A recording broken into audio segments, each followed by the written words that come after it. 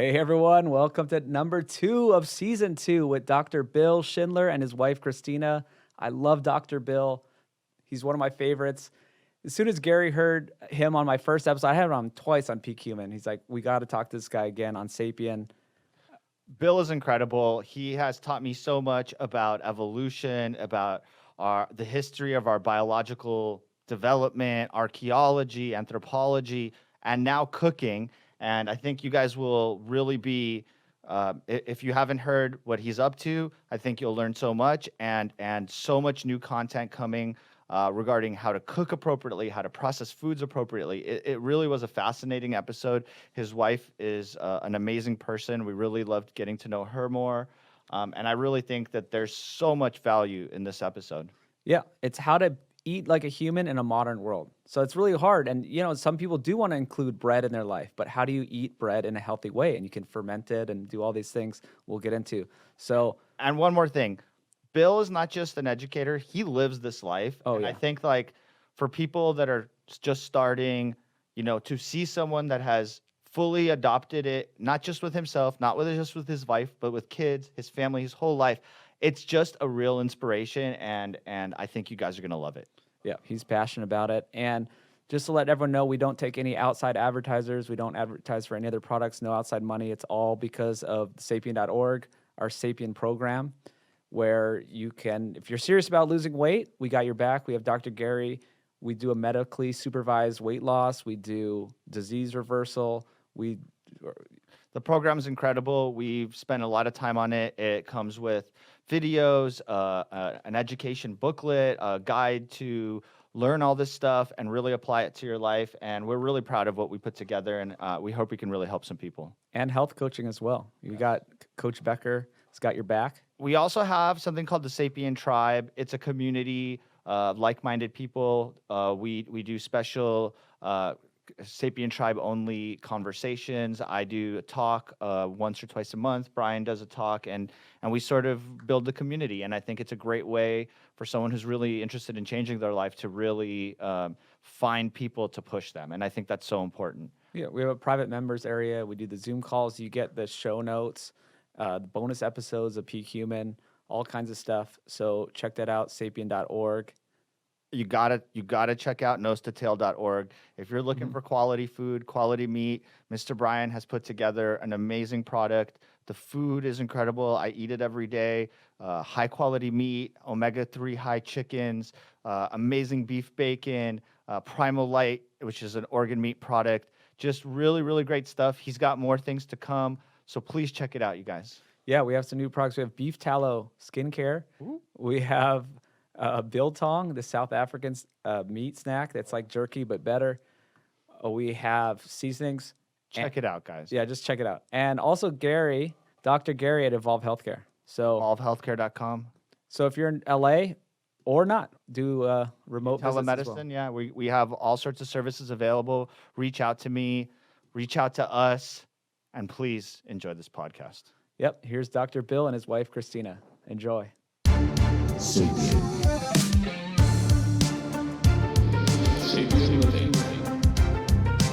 All right, welcome back to another episode of a Sapien podcast. We have Dr. Bill Schindler and his wife Christina from Maryland. How are you guys doing? Great, good to see you both. Great to see you both.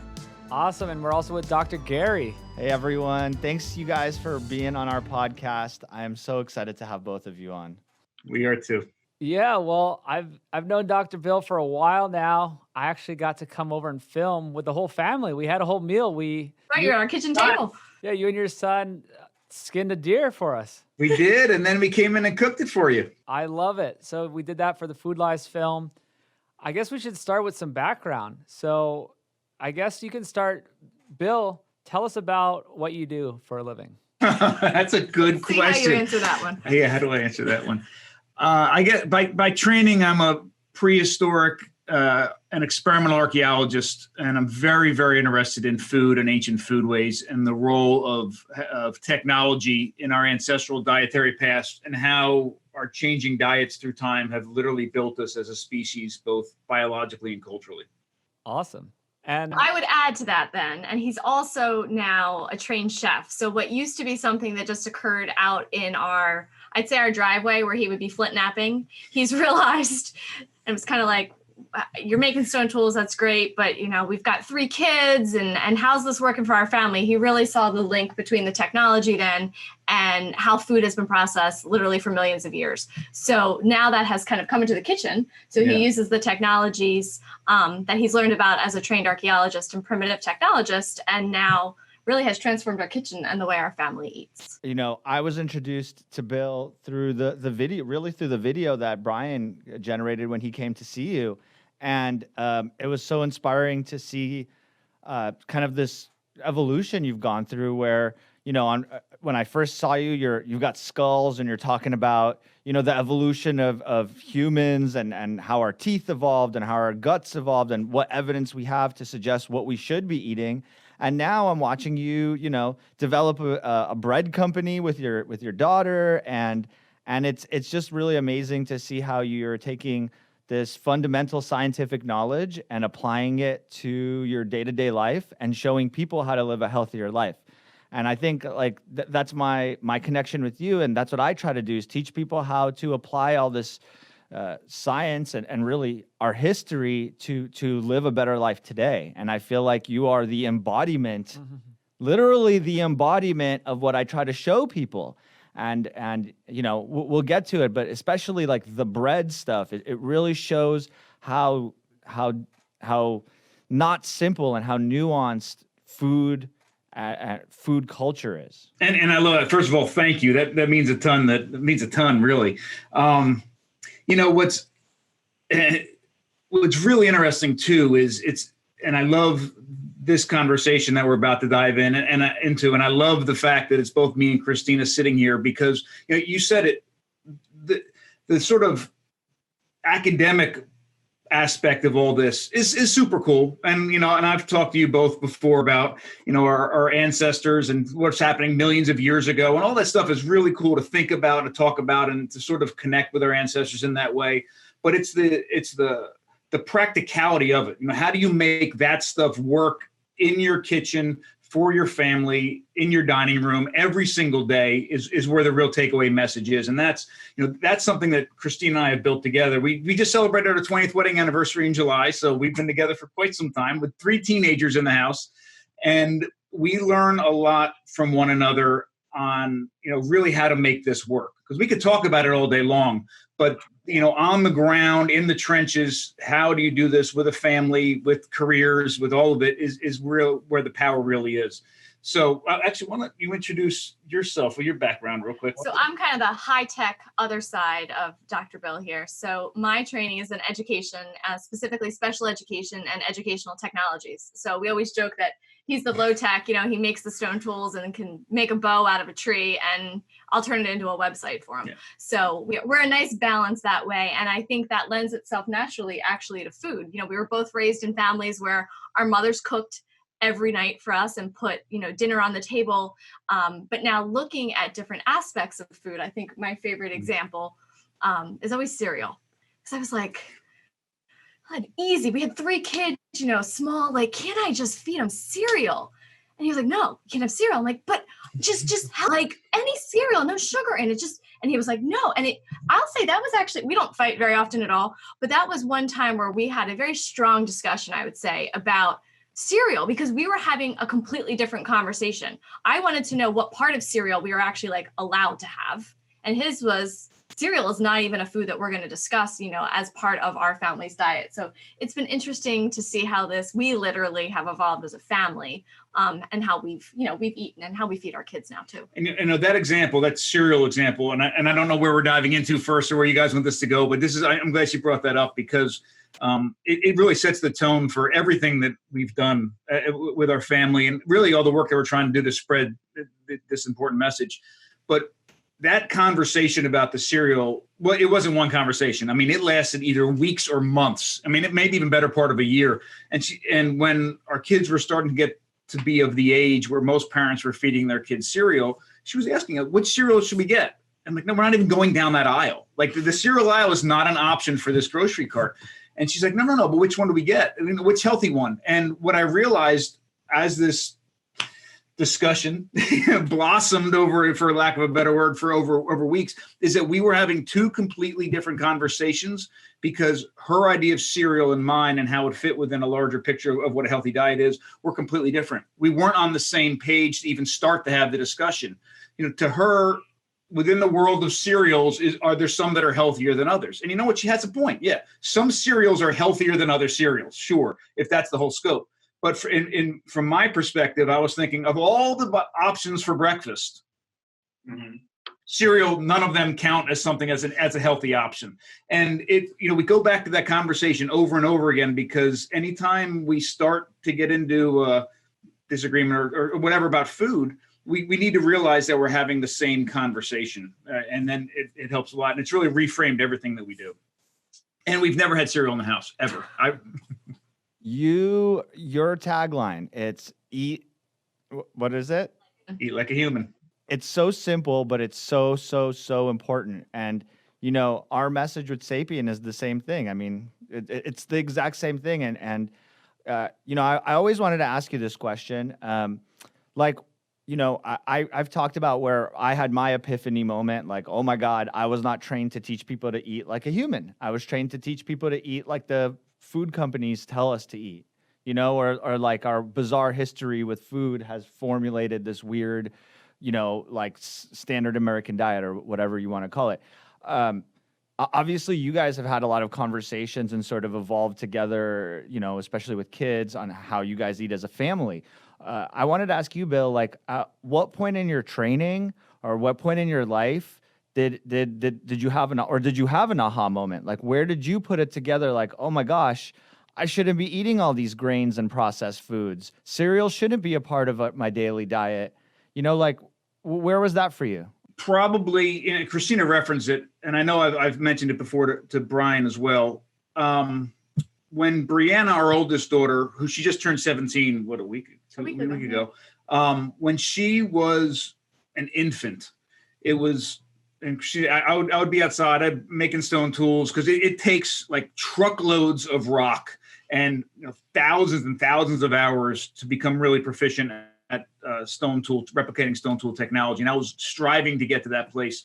So every single day I made the commitment to spend hours outside banging on rocks. And I know it sounds strange, but very, very quickly, our ancestors are making stone tools for at least 3.3 million years.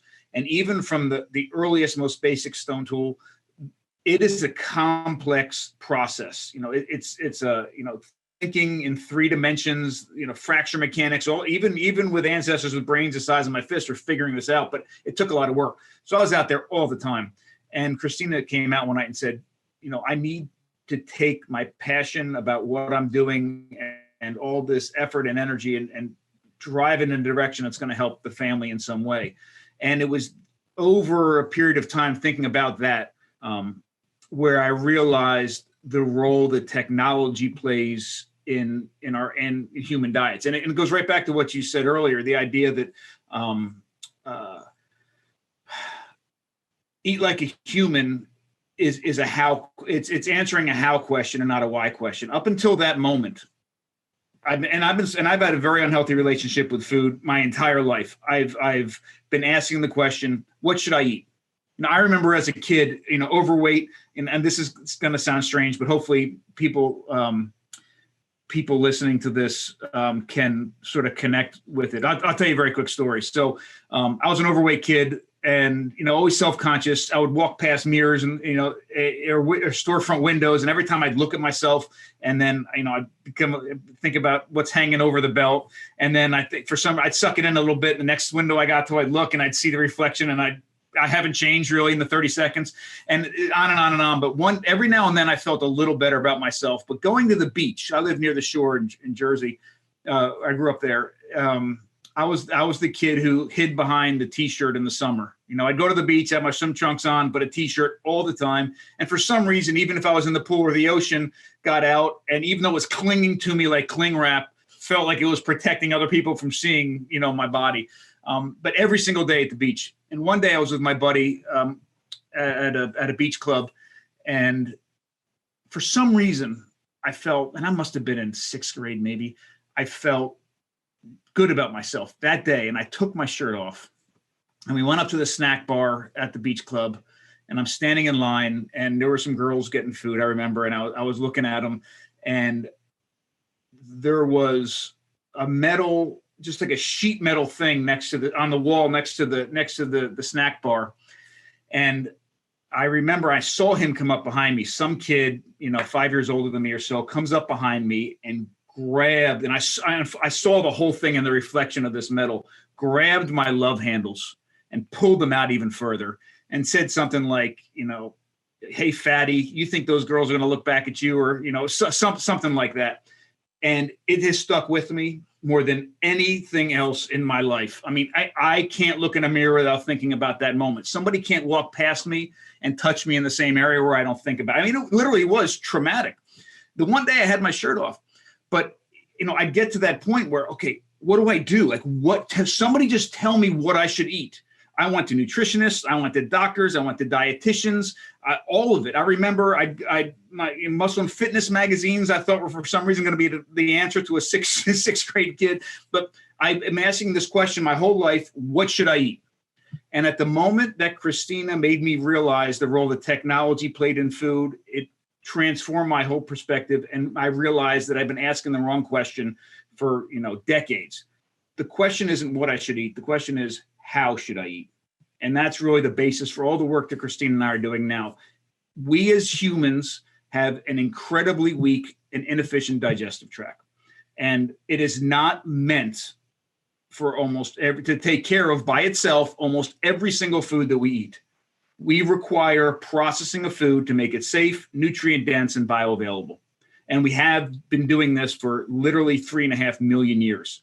And when we realize that, what question is important, right? There's some things we should never eat. There's some things we should have in our diets all the time.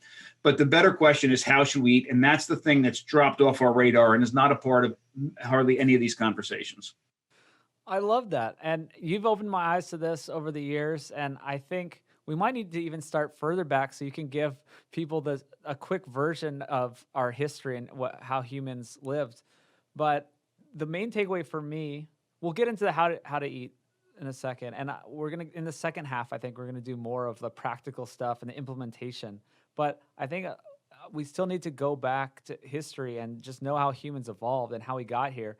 Because the big takeaway was, for all of history, that processing of food increased nutrient density, and now all the modern processing of food decreased nutrient density. And that's what you tell me. That sentence is what really stuck with me when you told me that. It really made sense. And then you kind of alluded to already about the human digestive system so weak, and we're sort of a weak species. We're not very fast. We're not very strong. All these things. So you could also maybe start by explaining to us. I'll use a vegan argument. Vegans attack me all the time online. They're attacking me now. Luckily my phone's on silent because I'm in some Twitter group is on me right now. So they say, "Oh, well, we don't have fangs. We can't eat. Why don't you go eat a cow with your teeth?" So maybe you can start there and then go to. I love that example because tell the answer to that question is, or to that attack is, well, you're not a plow.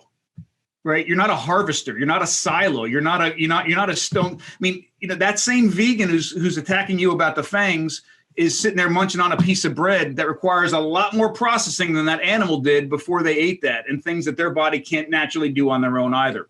So here's I'll give you the quick version because I know we've gone through this before, but if we to understand where we are now with our dietary needs, stepping back several hundred years and several thousand years doesn't do it justice. We have to step back millions and millions of years. So the quick sort of timeline dietary version is this. And we'll start at the time period when our ancestors first stood upright. So about 5 to 7 million years ago, our ancestors first stood upright. We're not really sure why. We just know what happened around 5 to 7 million years ago. And at that time, our guts really, to stand upright and contain all of our guts in our pelvic girdle, the guts themselves had to shrink, right? Because if you look at a cow on 4 legs, it has a huge gut that just hangs there. In fact, the hanger steak, if you've seen that on a menu, the hanger steak is a muscle that's solely dedicated to suspending the guts, right, as it sits there. That's why it's called a hanger steak. But for us, when we stand upright, everything has to fit within our pelvic girdle, and our guts shrink to almost half the size that they would be for a similar sized primate. Diets at that time were a limited amount of wild fruits and vegetables and insects. And out of those three things, insects were the most nutrient dense and bioavailable by far and safest. Because I say limited amount of wild plants because most plants have, as we know, chemical defenses. You can't just go out there and start eating plants. They're incredibly dangerous unless you find ways to detoxify them first. So without the technology to detoxify plants, there's a very limited amount of seasonal, local plants that our ancestors could access millions of years ago. And they're eating plants as they're watching animals get killed on the savannah by those fang-having predators and getting ripped apart by buzzards and hyenas are the ancestors of those animals. So they're sitting there eating limited amounts of plants and some bugs, watching all this buffet happening out in the distance and looking down at their nails and their teeth and realizing they don't have any, even though that animal has been killed by a predator that got taken down, and that predator ran in there and ripped out the organs and drank the blood and ate the fat and went off, gorged themselves and went to sleep. And you're sitting there with a pile of meat. They're sitting there thinking, well, nobody invites them to the party, right? They can't eat anything. So what changes is about 3.5 million years ago, 3.3 to be exact, one of our ancestors, pre-human ancestors, also Pithecus afarensis, we think, struck two rocks together, produced a stone tool, and did so in less than a second. I mean, it took billions of years to get to this point, but when they struck these two rocks together, a flake pops off about the size of my hand with a razor sharp, durable edge around the outside. And from that moment on, everything changed. Our ancestors no longer looked down at their nails and felt their teeth and, had to rely on just anatomically what they had to get food. They now are creating tools that allow them to overcome their physical limitations and access things they never could before. So they ran out there and joined the party. The buzzards flew away, chased off the hyenas and grabbed this literally razor sharp edge and started hacking off hunks of meat. They didn't need fangs. In a second, they made a tool that was sharper than fangs, just as durable as fangs. And you know what? As soon as it got dull or broke, they made another one. So the answer to the vegan argument is we haven't needed fangs for 3.5 million years, but and from that moment on, we've been consuming meat the entirety of that time. So we went from gatherers, which were the insect, herbivore ancestors, to scavengers, which because of these stone tools, introduce meat and possibly marrow. Not possibly, for sure marrow into their diets. And then at 2 million years ago, we create hunting technology. And for the first time, now we're taking animals down at will. And for most people who think of animal foods in terms of meat, it doesn't maybe make a big difference, but it's a huge difference because when we start hunting, we have first access to the food, the best part of that animal that the predators would have taken before when they did the hunting. The organs, the blood, the fat, the most nutrient-dense, bioavailable, safest part of those animals. So when we start hunting, our bodies grow, our brains grow. So we're now hunter-gatherers. We create fire. We're cooking our food. We're creating all sorts of different types of technologies to detoxify foods, make them safer to eat, make them more bioavailable. And then all of that continues to progress. We're creating more and more technologies to access more diverse food sources, to do more things with the food we have access to. And our bodies and our brains are literally growing. Our bodies and our brains are growing so much that it's not just every time a new species, new one of our ancestors appears that our brains and bodies jump in size. They're actually, from the moment that species first appears, over the hundreds of thousands or millions of years are on the ground, their brains are actually growing as well. So if you looked at a chart of brain size in our ancestors up until us, in earlier examples like Homo habilis, for example, or Homo erectus, it's on an angle. Yeah. So it appeared, when they first appear, they have this brain size, and millions of years later, it's getting bigger and bigger. And then the same thing happens with the next one. And then it gets to Homo sapiens and it's a flat line, right? When we appear, it's actually a flat line. In fact, our brains are slightly smaller now than they were in the past. So this is all happening. Our technologies are developing. We're doing amazing things with creating technologies to help us access more food, to help us make that food safe and nourishing. And then around 15,000 years ago, the agricultural revolution begins. Our diets go from very diverse, when I say diverse diets, we're talking about on an annual basis, dozens, if not more, of different animals and hundreds of different plants on a yearly basis as a part of a diet, to a focus 1 or 2 annual grains. Like literally, that's exactly what happens. And then, we had the agricultural revolution, and then obviously the industrial revolution, where everything really starts to go to hell, for lack of a better term. So we go from gatherers to scavenger gatherers to hunter gatherers. And that entire time, our nutrient density, nutrient bioavailability, and safety of food continues to increase the entirety of that time. And then we go from the hunter-gatherers to food producers during the agricultural revolution. Diversity, safety, nutrient density, all those things begin to decline. And then now, since the Industrial Revolution, most of us are actually not even food producers, we're food consumers. And it's gotten even worse. But the other sort of underlying part of that entire story, part of it is you see this increase in nutrient density, safety, and bioavailability, and then it starts to decline right to where we are today. But the other part, which is one thing that Christina and I are really focused on as well with both of our family and our message, is the connection to our food changes as well.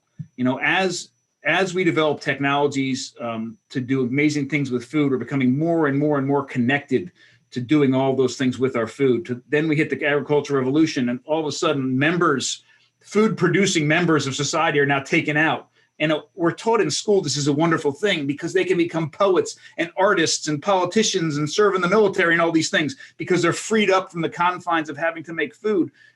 But you're taking people completely away from their food. And now that most of us are just food consumers, then that disconnect is huge. And in that space where that disconnect is where terrible things can happen, and we can be controlled by other people so very well. So we're trying to close that gap and reconnect people. I was going to say what he did today, because he ran down to our local farm and picked up 10 gallons of milk to be able to make cheese this weekend. So, I mean, we try to practice, exactly what you were talking about there. Absolutely. Great. So I'm saying you can do both. Like, we don't all have to be milk producers or all have to go out and do it, but you can be connected to it. Mm-hmm. That's what you guys are teaching, is that yes, you can have a normal job. You're a professor and you can do all your normal jobs. And then on the weekend, you go to the farm, say hello, check out the cow, grab a whole bunch of buckets of milk. Absolutely. And the other thing is this, and this is where, so when we started down that path, when we started to realize that we really didn't know here we are as parents, where, brand new parents, we're reading what you didn't know about parenting guides, getting every single parenting magazine, right? We could get listening verbatim to everything people say. And we started to realize, especially as we were having kids, that all the messaging was changing. It was kind of like the dietary guidelines, like they're all changing. Like modern day Homo sapiens have been parenting for 300,000 years. It doesn't change that quickly, right? So we're realizing that we don't know anything and we're trying to learn. But as far as food is concerned, we don't know enough to even begin to know what we don't know. And we started trying to make everything from scratch, right? But we need to go back a little bit further, because I really want to be realistic with our journey, because there was a point in time, like, our children have not been fed organically from Absolutely birth not, yeah. at all. Our kids ate chicken nuggets and mac and cheese out of a box. And I'm sorry. In the beginning. Yeah, I mean, they did in the beginning, because it was a journey and it was a process. And you were working on your PhD. I was working on my master's. We had a lot going on. You had the house that we were redoing, and we thought, and I remember going to BJ's and we bought a pizza that had goat cheese on it and fresh tomato. And at that point, where we were in our food journey, I mean, we've been married 20 years now, that was a healthy pizza. Well, we have come extremely far. And I see you smiling over there. But I think it's really important that people understand, as much as you talked about your diet and your weight over the years, this is a journey and it does not just occur overnight, and it takes time. So if you can pick like one thing in your diet, if somebody wants to get started, you know, what's realistic? What's a good way to start? It could be bread. And you talked about categories before, you know, all bread is not bread. A long, slow fermented sourdough is completely different than Wonder Bread. And all of it for me, so Bill's the chef in the house. I am very lucky, blessed by his cooking, and as well as our kids, because they cook a heck of a lot too. It was always mysterious, but at the end of the night, he would go in the kitchen and he would like do things with these white jars. And I didn't really know what he was doing. And it didn't become mainly an issue until he went to film The Great Human Race. And I do want to mention that because I think it gives a heck of a lot of credibility to that dietary and evolutionary story he just told, because he literally lived it when he filmed The Great Human Race. You were a scavenger all the way up through, you know, hunter-gatherer. And all of a sudden I got left at home with all these jars of white bubbling things. And I didn't know what they were. And I just knew he was always taking care of his grains and things. So for me though, from a time perspective, and I think this is really important for people when they want to get started, literally when he would go to do his kefir grains, when he showed me how simple it was, I was like, seriously, I thought you were doing a chemistry experiment there. You know, he just poured the one milk into the other, scraped his grains and put it back into the cabinet. And that was huge for me, because what I saw is the 30 seconds it takes for me now at night, in the morning when I want to go make a shake for the kids, it's ready. But from a time management perspective, we're all busy running in multiple directions. You have to plan it.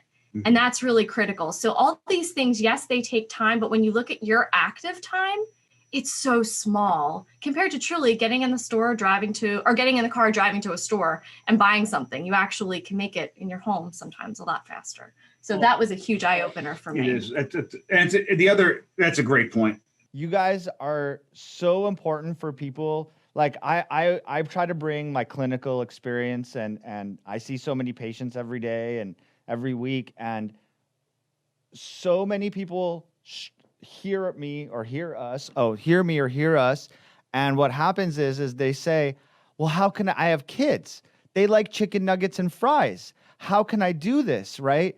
There's this like barrier to entry that is I think a perceived barrier to entry, just because we are so disconnected from the reality of our food system. And I want you guys to keep going, but I just want to like make one other point. You know, in your history lesson that you gave us, you made this point that like when agriculture hits, everything changes.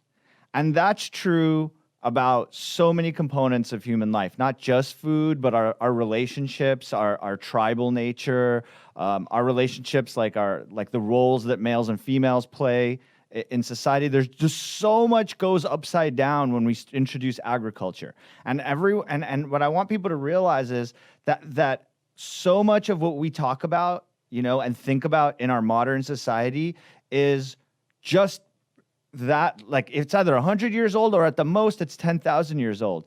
But the real answer to finding your health is realizing that our history is millions of years old and the Homo sapien is hundreds of thousand years old. And until you can at least make the effort to wrap your mind around that time course, you can't see the forest for the trees, right? You can't see the reality because you're just not looking far back enough. So I think that, you know, your message is so important for people to wrap their head around, that you don't need studies today to tell us what is healthy for human beings, because we have a lot of science that's in the archaeological record.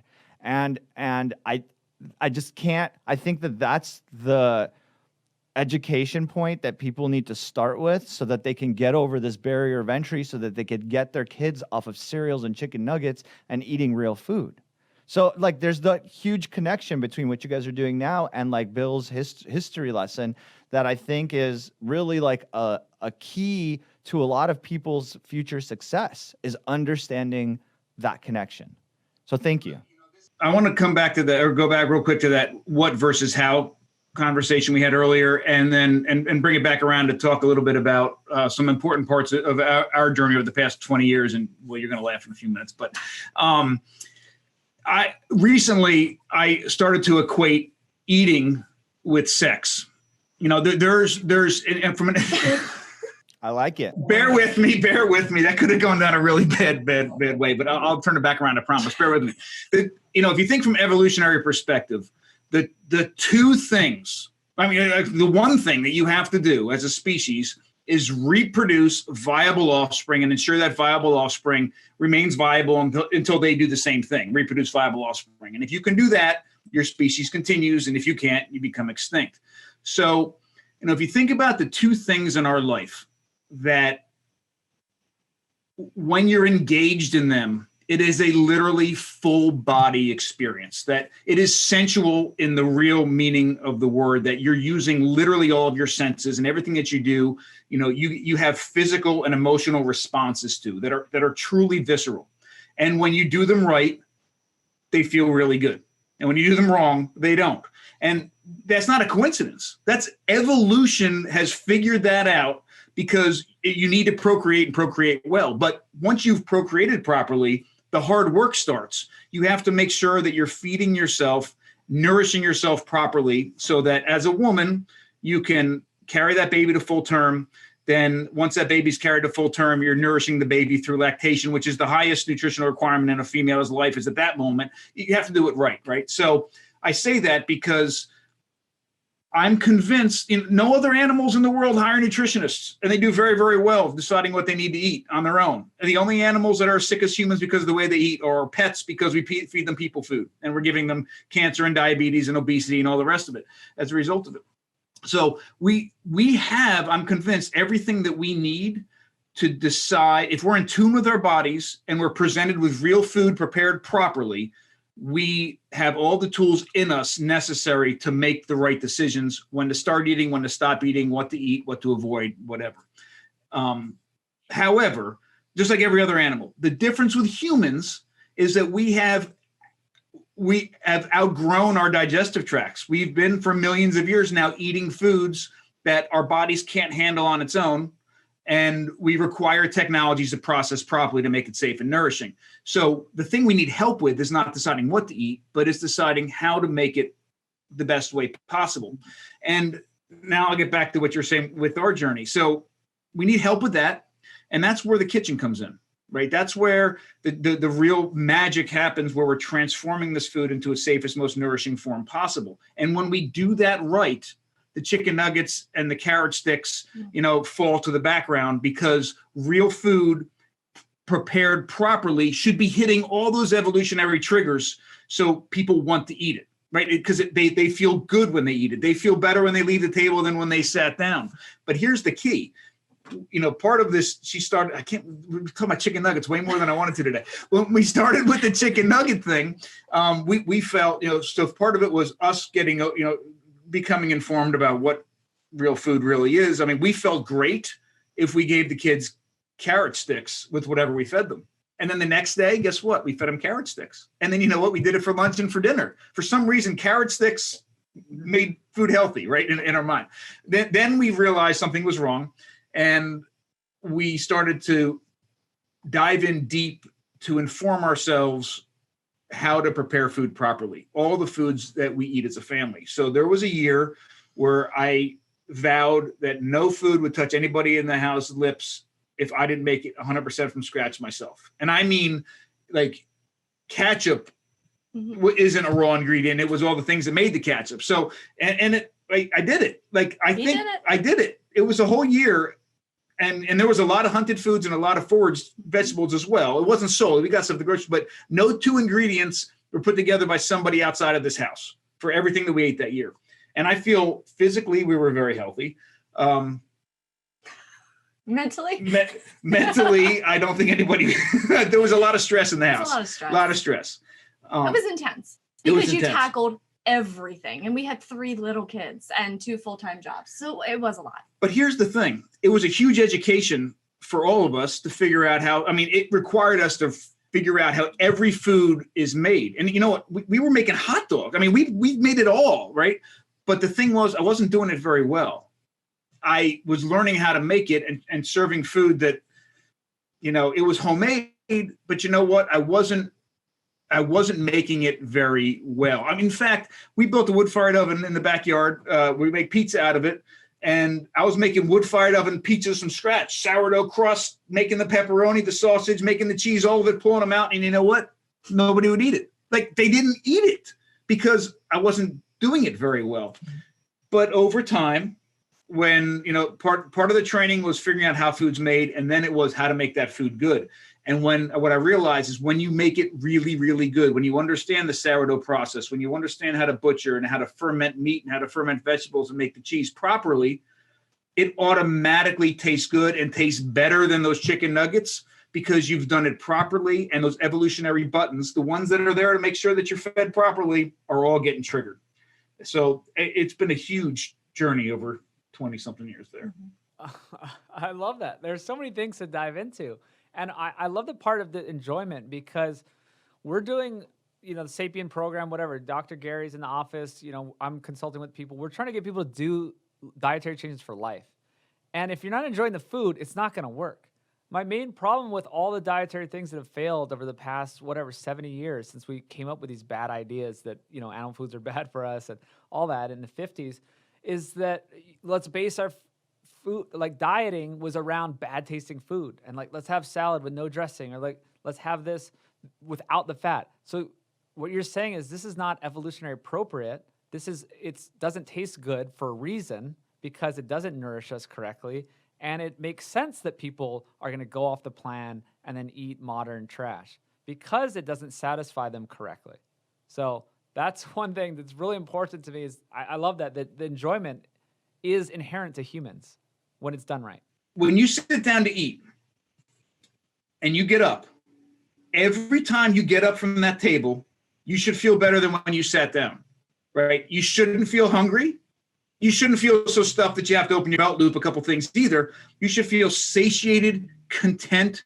All those evolutionary triggers buttons should have been pushed. You should feel awesome. That's what, we're nourishing ourselves, and you should feel awesome both biologically and emotionally, right? Because we're fulfilling both of those needs as humans when we're eating. So you should, sitting down with people, doing all those things should happen. A meal should be nothing short of nourishing every single time. And I said this to somebody 2 years ago, a producer actually, and we were sitting there and we were eating a meal, and I was making the case that one of the things I loved about the Nordic Food Lab, which isn't around any longer, but it was associated with Noma, the restaurant, amazing restaurant in Denmark. One of the things they did, very simple, they just would hold these events and they would, one was about apples. And they put out like all the apples you could get in Denmark. There was like 48 different types of apples out, all cut up, and you could try them all at the same time so you could compare them. Like how many people, if you say you like apples, how many people who like apples have tried all the different apples in the grocery store? Like how do you even know that the apple you're eating is the one you would like the best? Right? And we don't do this with most of our food. So they would hold events like this. And I was saying that, I said, you know what? I think a lot would be solved if everybody ate one fully nourishing meal and realized how they felt at the end of it, because then they could compare their other meals to that nourishing meal and realize that they were lacking somewhere. But when I said, how many people have really had a fully nourishing meal, like even one in their entire life? And the conversation went on. About a half an hour later, we got up and we're walking down the street, and I saw him looking around like this, off in the distance. And I said, Sam, what's up?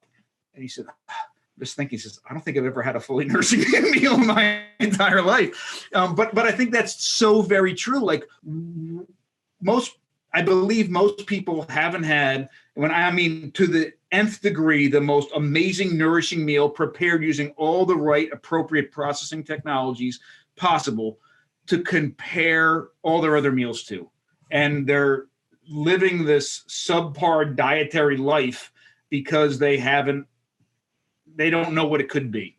And you know as well as I do, you can lose weight while feeling satiated. You can gain muscle while feeling satiated. You can repair your bodies while feeling satiated. You should. In what world does it make sense that, we've evolved to the place where it causes us pain, anxiety, distress, discomfort to become healthy? It's the exact opposite. It's absurd. It's crazy. I'll throw it to Dr. Gary in a second, but I want to say I have had a few nourishing meals in my life, and it was with you.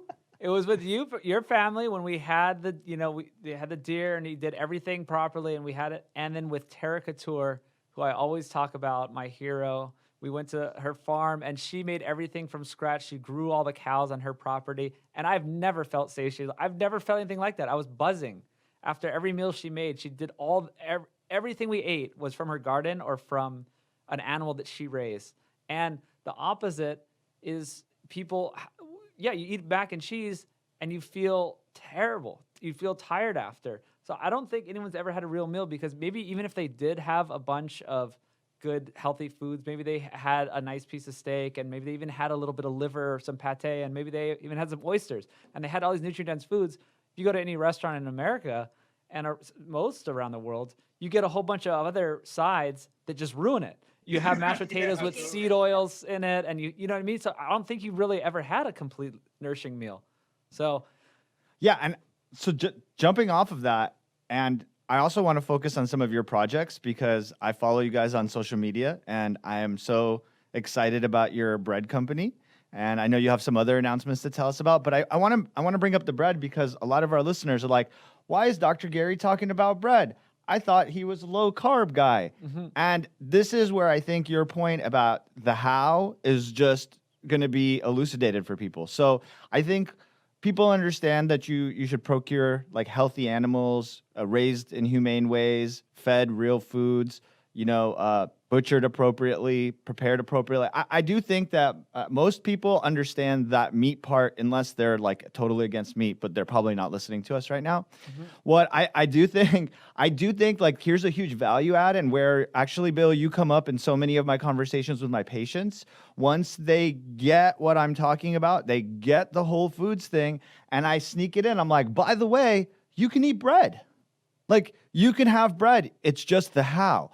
What kind of bread, how it's prepared. So could you share with us a little bit about what is healthy bread? How can you consume bread that's healthy? And tell us about your project that's bringing healthy bread to people. Let me say that I love that you said how people are asking, why is Dr. Gary talking about bread? And this is, and I think maybe Christina can even do a better job with this piece. This is an important front. We don't eat much bread in our house. Like, we don't.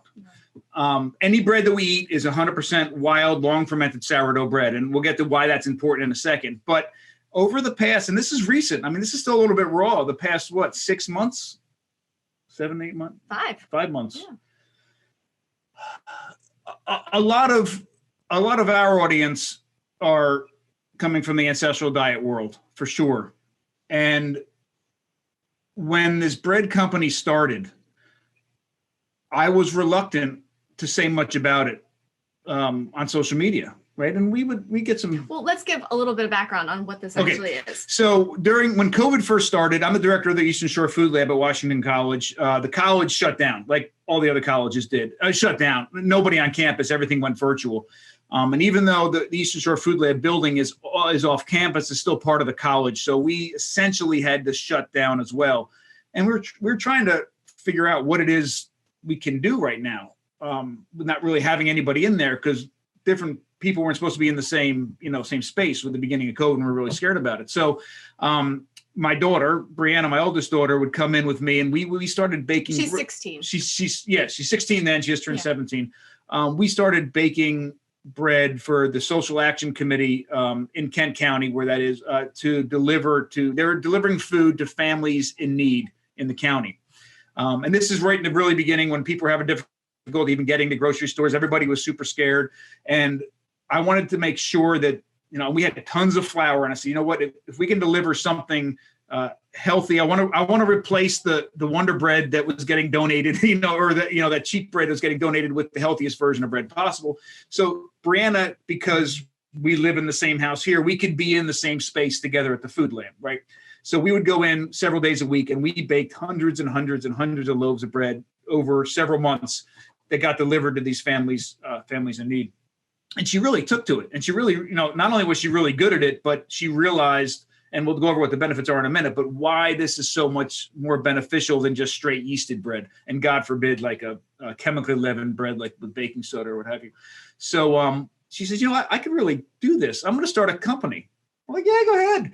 And in 24 hours, she set up a website, right? She did a website. She did, yep, Squarespace. She put a website together. She went and baked sourdough, a sourdough cracker, and a sourdough focaccia. She cut them up into samples. We got just little brown bags. She put a little sample together. She named herself and branded herself overnight, Rise by Brianna, and it's risebybrianna.com, and made labels. We stuck them on there. She went to all the neighbors, literally knocked on the door, dropped off her samples. And I think the first week she did about 170 in sales just within our neighborhood. And she has done all her business via Facebook. Pretty much, she's a Facebook page, Rise by Brianna, and we're doing farmers markets and deliveries, and it has gone so well that I actually left my job as an administrator of special education. So I was in a school district and oversaw special education for the entire district, and truly, it was our 16-year-old daughter who was a sophomore during COVID who showed us it's something we've talked about for years doing, and it was like, oh my gosh, she did this overnight. And the feedback we got from the community was just overwhelming. And we took the jump as a family. So we're doing, that right now is out of our house because it's the one thing that via cottage laws we can do in our house, but we have big plans to be able to launch a whole food line where we're looking at replacing the things that people eat every day with the healthiest versions possible. So the first being that idea of bread, replacing that Wonder Bread or the whole grain bread. Just because it's brown doesn't mean that it's healthy, that type of thing. So replacing it with the sourdough, and then we've got a whole line of products that we're looking to roll out. But truly, it was our 16-year-old who gave us that inspiration to take the jump. So it's quite humbling as parents. I mean, we learn a lot from our kids, but that one, that has completely transformed really our trajectory now as a family. So it's exciting. And we love the farmers market. Every Thursday we do a farmers market, and we love two things are great about it. One is it's the first moment we have to actually relax and we're not running around crazy. And the other thing, seeing the people face to face coming week after week after week. And, I haven't been able to eat bread in so many years. This is what bread typically does to me. I can eat your bread and I don't have any of the side effects. So it's really, really rewarding to see, we're not trying we don't eat much bread in this house at all. So it may seem strange, like, why the heck would you start a bread company if you don't even eat that much bread? And you're somebody, a family who are trying to convey all these messages about health and diet. Well, then it's exactly where we should be starting. Because, if you want to take the leap and go straight carnivore or keto or paleo or whatever, awesome. But for the majority of people, if we can replace the one, something that they're eating literally every day or several times a day after day, week after week, month after month, with the healthiest version possible. A little ripple can turn into a tidal wave. And so as far as bread is concerned, we are not designed, our guts are not designed to eat grains, period, at all. When we talk about whole grains, we're not designed to eat this whole grain bread that our government recommends. No, and in fact, there's several people, and it's a much longer conversation we don't have time for, but Stephen Gundry, for example, would say, he would suggest whole grains are worse for you than white flour. And he's saying that because the whole grains have more of the phytates and the lectins and things on them anyhow. But, and he's got a point, but the piece that he's missing there is, he mentions it 2 or 3 times in his book. He says we shouldn't eat grains except for maybe sourdough. But he never goes any further with why the sourdough is important. Well, I'm going to tell you why the sourdough is important. Grains, as you know, are covered in all sorts of anti-nutrients and toxic things that are bad for our guts. And we don't have the physical apparatus inside of our bodies to make those grains as safe and nourishing as they can be. Other animals do. Carnivorous birds like ducks have everything that they need inside of their bodies to make it work, but we don't. And some people stop the conversation there and say, hey, well, then we shouldn't eat bread. But if that was the mindset, then remember, we've been eating for 3.5 million years foods that we have no business putting in our bodies biologically, but because we process them properly, we've actually, and I know this sounds strange, but we've actually built our bodies on these foods because we've processed them the right way. right? Animal foods were the major part there, but foods in general. So as far as bread is concerned, if you take a grain, harvest it, dry it, grind it, bake it, and put it in your body, it has no business going into your mouth. If you put it into, mix it with some water and some yeast and rise it in bread, you haven't really done much to it except for make it fluffy, right? But if you do what we've been doing to grains for, well, we think now about 14,000 years, I think is the earliest example of bread, and put it through a long fermentation process that includes a bacterial fermentation. And I know this is going to sound sort of scientific for a minute, but bear with me because it's not that a wild sourdough bread, or just a long fermented sourdough bread in general, real genuine sourdough, has two fermentations taking place in it. One is a yeast fermentation and the other is a bacterial fermentation. The yeast fermentation is really no different than Wonder Bread. All it does is the yeast eats the carbohydrates and produces alcohol and carbon dioxide. The alcohol gets burned off when you bake the bread. The carbon dioxide is what creates the gas that makes the bread rise. It doesn't really do anything as far as health is concerned. But the bacterial fermentation, which is there in real sourdough that isn't there in just regular yeasted breads, chemically and physically transforms the grains into their safest and most nourishing forms possible for our bodies. So if you're making bread or any grain product without that bacterial fermentation, you're not transforming it into its safest and most nourishing form possible. Period. You're skipping that step. So the sourdough bread, you can make pancakes, waffles, crackers, breads, anything with it, as long as you're croissants. We did sourdough croissants last week. Yeah, they were really good. And again, transform it into its safest, most nourishing form possible.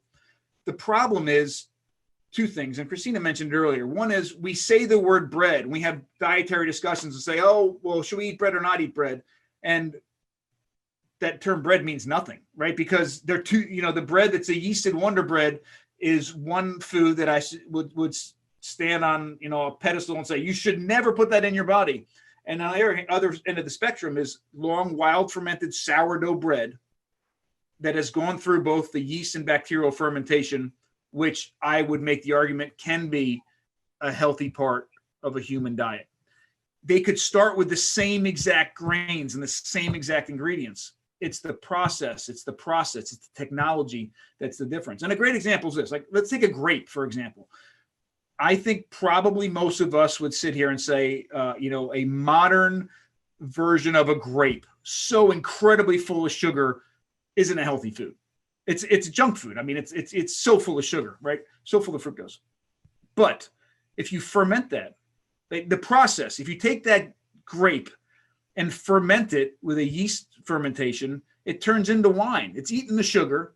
And there's probably nobody at this table, I don't know, maybe, but that wouldn't maybe drink a glass of wine. And there's a lot of people, even on ancestral diets, even keto people, that will drink a dry wine. Yeah. Same grape, it's been through that. Now you take that same wine and put it through an acetic acid fermentation, which eats the alcohol, and it turns into vinegar. And every single one of us at this sitting on this conversation would say, hey, that that live red wine vinegar is an incredible food. Same exact ingredient, but it's the process that has transformed it into things that are completely different. I love that so much. People know about that in the cow. It's a how, not the cow. That's a pretty popular phrase these days. The problem is we're in a fast culture with no attention span, and no one wants to get into this nuance because it's too hard. And so we're running out of time here, but speaking of that, the heart, I don't want to say it's hard. Maybe it's hard to understand or wrap your head around, but it's sort of straightforward once you start doing it. And like you said, I was intimidated by some of these things, like, fermenting. And then you realize, no, you just throw it in and you put the cap on and you just do it. It's intimidating at first. So I wanted to ask Christina, just as a mom and just as a family in general, how you guys incorporate these things into your life and make it not hard. Well, if you opened our fridge right now, it would be very interesting because it's not a typical fridge. There's no packaging. I think it's primarily all mason jars. There's not many labels in our fridge because everything has been created kind of in the house. So part of that is there's nothing that you can grab. And that sometimes can be frustrating with 3 teenagers who are growing quite rapidly. That idea of that grab and go, we have to think a little bit harder about what that looks like to have food in the house that has that nutrient density that they like. So we'll pre-make a lot of things that we have. Even though we have the bread business, we don't eat a lot of sourdough. Our thing is on Thursdays when we go to the farmer's market, that's when we'll have our focaccia that night. And then we get crab dip from the waterman. So we try to keep it really local. So we bring that crab dip home and we know that we've got focaccia. So the kids do a lot of cooking and they're putting things together. And I think that's been huge for our family because it's not anything that you're taking prepackaged out of the box and mixing together. They've become, I think chemists in a way and chefs because they're taking all these jars and being able to put them together. But part of it too for us is planning and looking at a busy schedule. Even right now with the closure, the kids are still involved in some activities. So it's when are we going to be home and what are we having for dinner? What do we have? And really planning for that, because I think the big piece is it takes time, but it's not active time. And that for me was a huge mind shift because even just making bread, we know it's got to sit for at least 12 hours for a lot of times to ferment. So we've got to plan if we need something, you're not just going to be able to make it right away. So for us as a family, it's more of that pre-planning, but it doesn't take as much time. So that's been helpful for us. Yeah. So it's me and Christina, our oldest daughter, Brianna, our son, Billy, and our youngest daughter, Alyssa. So there's 5 of us. We have is that a hamster or a guinea pig? It's a hamster. We have a hamster. We have five chickens. We got chickens. So 5 chickens and a dog. But you know what? Because she had mentioned there's not a lot of active time. We have, as far as living things in this house, trillions of wild bacteria and yeast that are doing incredible work for our food while we're sitting here talking to you. So, I will say the step to take. First off, don't be overwhelmed by the amount of information that's out there and things you have to learn. Yeah, a lot of this has taken us 20 years. A lot of reasons it's taken us 20 years is because it was much more difficult to get the information we needed 20 years ago than it is today. But a lot of it was learning how to do these processes, right? So don't be overwhelmed. Take a step, right, towards whatever it is. And this is the way that it's not overwhelming. And it's going to sound overwhelming, but bear with me. My suggestion is that you if you're sitting back and want to make a change in your family, you figure out what do you eat every day, or what do you eat multiple times per week. I don't care if it's bread, if it's macaroni and cheese, if it's hot dogs and hamburgers, if it's ketchup, if it's mayonnaise. I think that's a big one for kids. They'll cover everything in ketchup. So take stock of what it is your family actually eats and learn to make that 100% from scratch.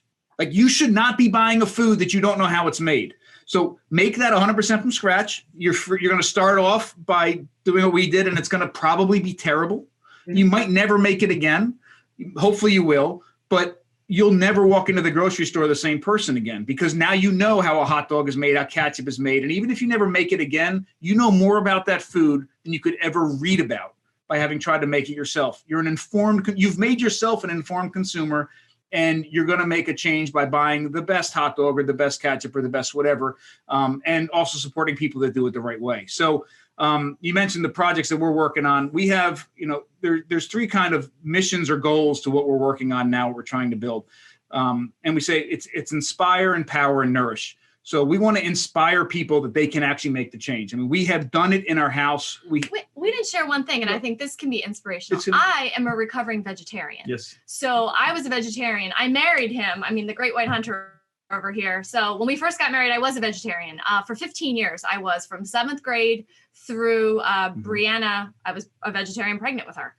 We've learned a lot, clearly a lot. And I crave kielbasa after she was born and we were nursing. So it's been a journey for us. And I think it's important that people know that. So we hope that we can bring some inspiration that this is possible for people. So the inspirational piece is there, and we really want to share our story as much as possible, because we're still learning, but we've been able to accomplish so many things that we've been looking to accomplish. Empower by doing exactly what I just said. We are launched. So I just sold my book to Little Brown Publisher. It's called pre-orders in March. Eat Like a Human. We're super excited. So that we're actually working on the documentary, and we're launching a website next week, eatlikeahuman.com. And on that website will be all sorts of information. But we're launching all sorts of classes to do this, what I just mentioned right there, to come into your home virtually and pre-recorded or even live classes and retreats as well, to show people how to make their food 100% from scratch. And some of it is, real deep dives into things like butchering and using offal and organ meats and high-end fermentations. And some of it's as basic as how to make ketchup, how to make mayonnaise, how to make sourdough breads and fermented butter, using the technologies and strategies that we've learned by looking at the archaeological record and living and working with indigenous groups around the world. And finally, what we've realized is that's where the real change in power can come from, by people doing it themselves. But we've also realized that there's a gap to fill with actually providing food itself that's been prepared properly using these strategies. So that's the nourish part. And so we started with bread, and we are in the midst of getting into a commercial space and launching a food company that does exactly that. And it starts with the foods that people eat, many people eat every single day. Breads, snacks, created the right way using processes like nixtamalization. If it's being fried, it's fried in high quality animal fat, replacing condiments, all those sorts of things, so that you can make the change in your family on literally a daily basis. Powerful changes. Wow. So first of all, thank you for all the work you do, because I'm so excited to read the book and the documentary, all this. It sounds like when you say eat like a human eats a sapien diet. And is it possible that The Schindler family eats a sapien diet? Absolutely. It is very funny. We're doing the same thing. I mean, we really are. What you guys stand for is exactly what we stand for. 100%. Dude, yeah, that's it. Thank you. This is so awesome. We're on the same page. Sapien, eat like a human, sapien, it's the same thing. Lifestyle, we're trying to get, we're the doctor side and getting the lifestyle. You guys are doing the information and the food production. We got a great thing going, and I hope we can collaborate more in the future. I agree. Absolutely. It's so good to see you both. thank you Can't wait to do it in person again. Yeah, absolutely. Thank you both so much for your time. Thank you. Thank you. All right, everyone. Thanks for listening. Please share this episode with friends and family. Give us a review on iTunes, and check out everything else we're doing on sapien.org. And we'll see you next time.